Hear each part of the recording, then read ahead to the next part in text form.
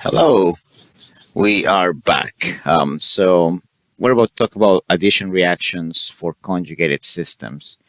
You may recall from previous discussions that alkenes can react with acidic substances like HBr, and assuming there's no peroxides around, this will be a straight-out acid-base reaction where the alkene behaves as the base. So just to give you a general synopsis of that, the isolated alkene here on the left side attacks HBr, specifically attacks the proton of HBr. The Br anion takes off with the two electrons that used to be part of that bond, and you end up forming a carbocation in the process because now you have three protons on the up carbon right here. This carbon lost the two electrons that used to have via the pi bond. Now here, generally, what will happen is that either your anion or the solvent, whichever happens to be more nucleophilic, will complete the addition step, yielding in this case a new alkyl halide.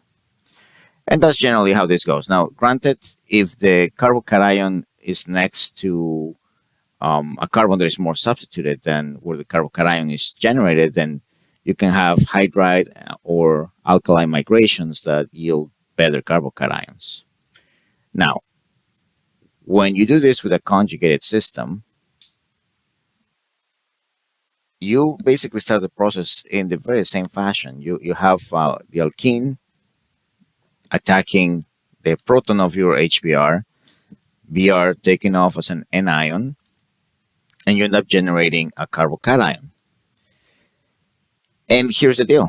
Just like as I showed you in the previous video, the carbocation is now next to a double bond.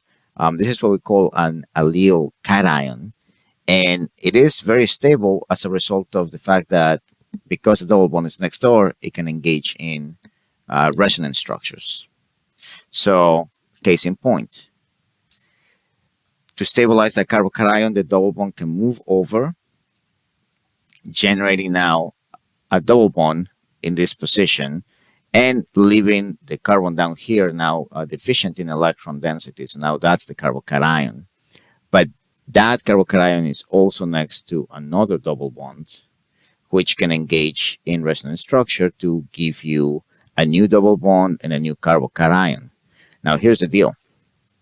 These resonance structures are all technically, for the most part, equivalent. You have a tertiary carbocation, and this one maybe not so much tertiary, but for the most part, they're about equivalent.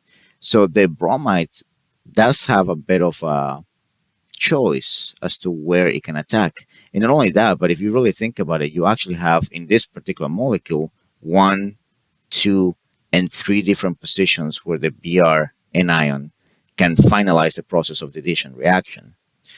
So each of these alternatives, resonance structures, will lead to a new product. You'll have the product here where the carbocation that was originally generated is trapped by Br, finalizing the process, giving you that alkyl bromide.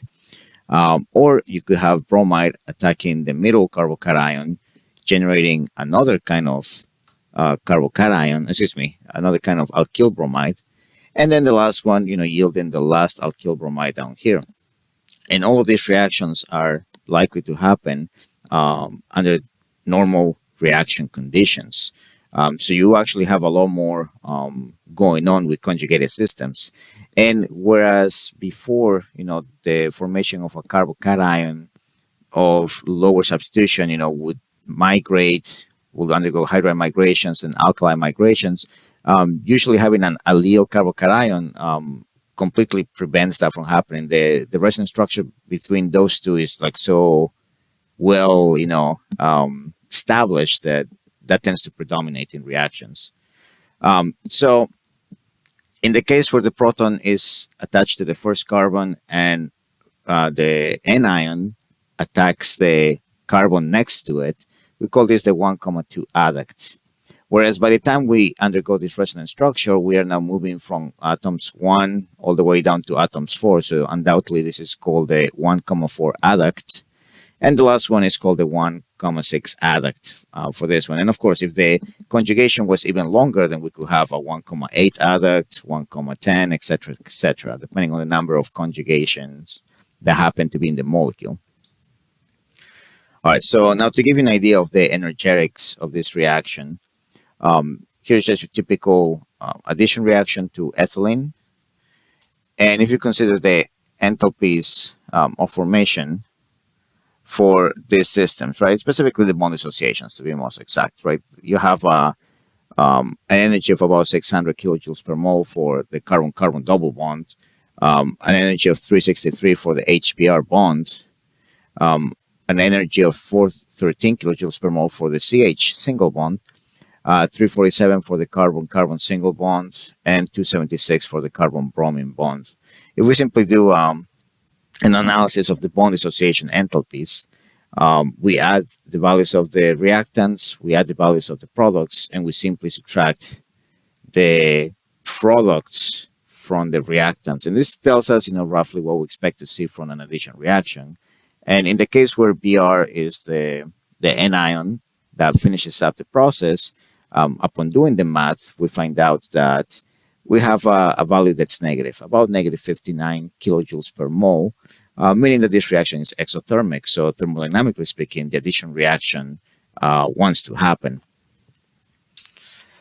So with that framework in mind, you could think about the distribution of the conjugated systems, because you start with the same reactant in all of the different options for the product distributions that you get.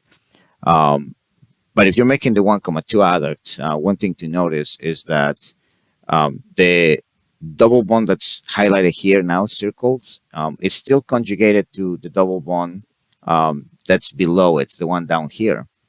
So it does have a little bit of stability as a result of that conjugation. So we expect this to be a little bit lower in energy, and also based on the calculation we did with the enthalpy values of bond dissociation, we also expect the addition product to be lower in energy than the reactant. Now the 1,4 adduct, for this one, if you consider the double bonds, you'll notice that right here we have, in essence, completely isolated the double bonds, right? This double bond is not right next to another double bond. So this is no longer conjugated. And so you've lost that conjugation. It's still an addition product, mind you, but it's going to be higher in energy than what you would get for the 1,2 adduct because of the loss of conjugation. And then the 1,6 adduct, this has full conjugation between the two alkenes right here. So you have a good situation going, just like we saw with the 1,2 adduct. But one additional factor that needs to be said, and as you see here, I'm placing the energy of the 1,6 adduct even lower than the other two. It is because when you start considering the substitution of the alkenes, the alkene here on the upper portion is actually a tri-substituted alkene. The alkene down here is also tri-substituted, but if we compare the alkenes on the 1,2 adduct, we have one that is tri-substituted, but the other one is only mono-substituted. Di-substituted, perhaps, if you want to make that argument. But the point is that the 1,2 adduct is less substituted than the 1,6 adduct. So this is actually the more stable product. And yet is the one that, forces Br to make the longest trip to get to the final carbocation. So that has an effect. So energy-wise, yes, it is the lowest one of the three. However, when it comes down to the activation energy, it's actually the one that's highest in energy because the Br anion has to migrate over 5 positions away from where the reaction started. So that takes a little bit more energy, it takes a little bit more effort. And if you think about the idea that this is done in solvents, it has to push away all those solvent molecules just to get to this final position. So the energy profile will look something like this, where the 1,2 adduct will have the lowest activation energy because the Br is literally right there. It's right next to the second carbon, where the original proton was attached, right? So that's the least amount of energy that you will need to surpass just to make the reaction happen. But the farther and farther away that the BR has to migrate, the more energy of activation that's going to take overall. So what this basically means is that you can, if you want to, favor the formation of the 1,2 adduct simply by lowering the temperature, like 0 degrees, perhaps even lower, um, to basically prevent the BR from having enough kinetic energy to migrate all the way to the positions 4, position 6 in the molecule. So you can actually favor the formation of the 1,2 adduct, whereas the molecule where we have the furthest migration, which happens to be the one that yields the most substituted conjugated alkene, is the thermodynamic product, the one that's the most stable at the end of the day.